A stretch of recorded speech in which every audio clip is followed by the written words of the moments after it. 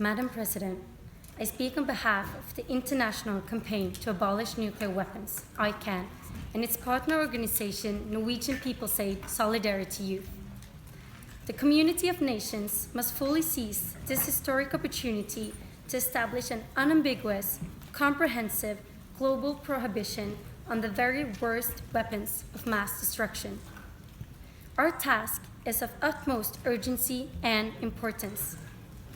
We are confident, based on past experience with other inherently indiscriminate, inhumane weapons, that this will prove a vital step in our quest to eradicate this ultimate menace from Earth. ICAN believes that the treaty should prohibit its parties from engaging in such activities as the development, production, testing, acquisition, stockpiling, transfer, development, and the use and threat of use of nuclear weapons. It should also prohibit its parties from assisting, financing, encouraging, and inducing such activities. We must fill the legal gap completely. We must ban these weapons categorically. This will be essential if we are to establish an effective global norm and powerful stigma against these horrific weapons.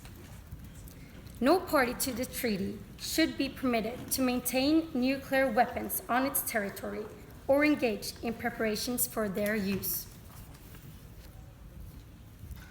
All parties must fully reject any role for nuclear weapons in their military arrangements. Let us be clear, this is not a treaty to entrench the status quo. This is a treaty to compel positive change. Without change, we will, to quote Einstein, drift towards unparalleled catastrophe. Our task is to develop the highest possible legal standard against these planet-endangering devices. We must leave no room for uncertainty about their illegality.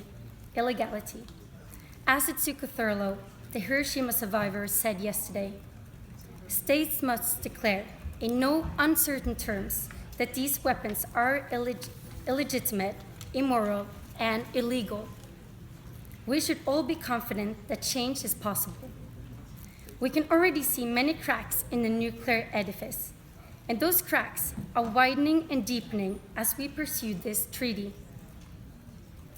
People in parliaments around the world are demanding an end to their nation's reliance on nuclear weapons.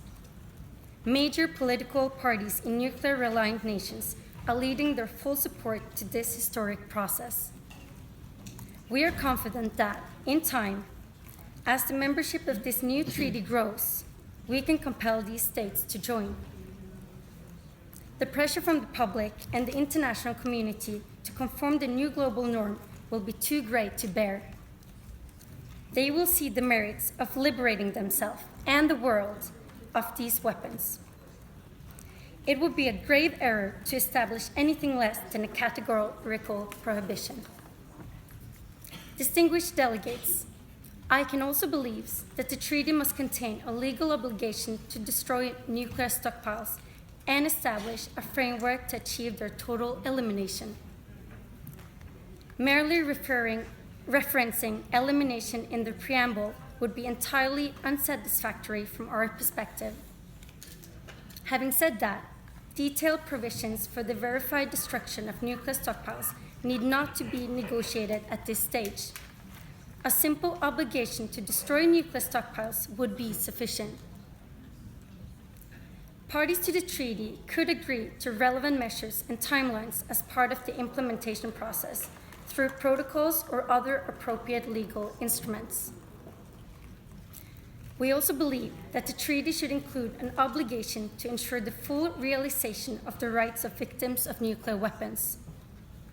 And it should include an obligation to ensure the rehabilitation to the greatest extent as possible of environments affected by nuclear detonations. Such provisions need not to be overly complicated. They certainly need not prolong this negotiation process.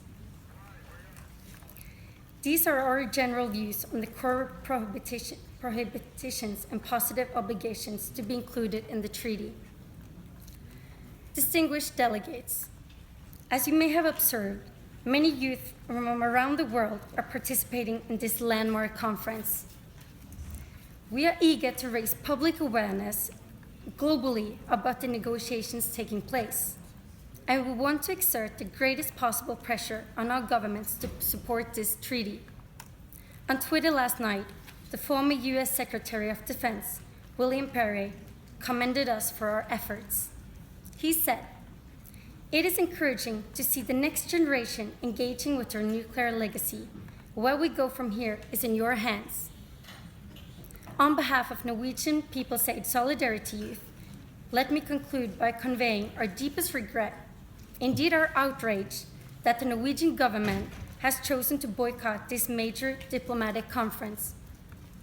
This is the most significant and promising initiative in our lifetime to advance the goal of a nuclear weapon-free world. It is a great travesty that Norway is absent. I wish to assure the delegates here today that the Norwegian people and the Norwegian Parliament firmly support this process and the goal of a total ban on nuclear weapons.